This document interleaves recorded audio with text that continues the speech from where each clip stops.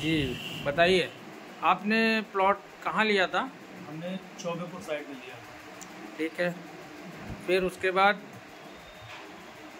में हमने जब ये सुनने में आया कि रजिस्ट्री हो रही है तो इकबाल से मेरी मुलाकात हुई। तो इकबाल से हमने कहा चौबेपुर साइड के लिए, तो इकबाल ने हमसे पैसे से के लिए भी कहा।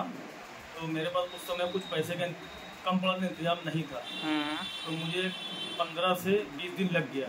ठीक है। जब हम इकबाल से मिले, हमने बात किया, तो इकबाल हमसे कहने लगे कि अब उधर प्लॉट नहीं बचे हैं, अब सरसौल वाली साइड पे प्लॉट बचे हैं और सरसौल वाली साइड में मेरी पूरी गारंटी है। हम उधर कब्जा, प्लॉट भी कटेगा, प्लॉट नंबर भी लगेगा, कब्जा दाखिल सब करा के देंगे। उसके बाद में फिर रजिस्ट्री की कहने लगे इधर करवा पाओ तो करवा लो। तो फिर हमने कहा ठीक है, अब उधर नहीं हो पा रही है, उधर ज़मीन बची ही नहीं है, तो फिर मेरी सरसौल साइड में करवा दो। फिर हमने 25/9/2020 को रजिस्ट्री डेट इन्होंने फिक्स 5,000 रुपये का हमसे टोकन के लिए पैसा लिया था।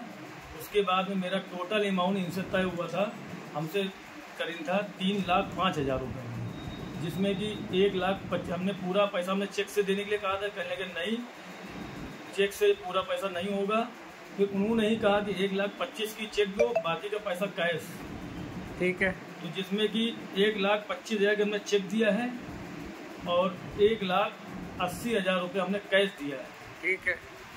कुछ पैसा जो रह गया था उन्होंने रजिस्ट्री वाले दिन लिया था और 15,000 रुपये रह गया था जो उनके हमने घर पे जाके दे के आए। तो उसके बाद आपसे इकबाल की कोई बातचीत हुई?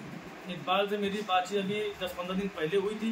हमने इकबाल से कहा था, हमने इकबाल भाई आपने हमको कुछ बताया नहीं, इतना सब कुछ कंपनी की तरफ से मैसेज आ रहे हैं या वॉइस नोट आ रही है कि हमको कुछ बताया नहीं। कहने लगे कि जो है, हमने कहा इसमें दाखिल खारिज या कब्जा वगैरह कैसे मिलेगा? तो कहने लगे ऐसे तो हमको नहीं लगता है, तो मिल जाएगा और तुम्हें लखनऊ से FIR करनी हुई।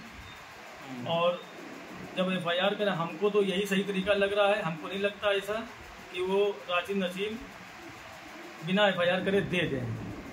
तो हमको जो है एक वकील साहब को बता भी रहे थे, तो हमने फिर जो है कहा कि वहाँ से FIR करेंगे फिर परेशान होंगे हम। तो कहने हमको तो यही ठीक लग रहा है। और उसके बाद में फिर जो है मेरी अभी तक कोई बात नहीं हुई, 15 दिन पहले मेरी बात हुई।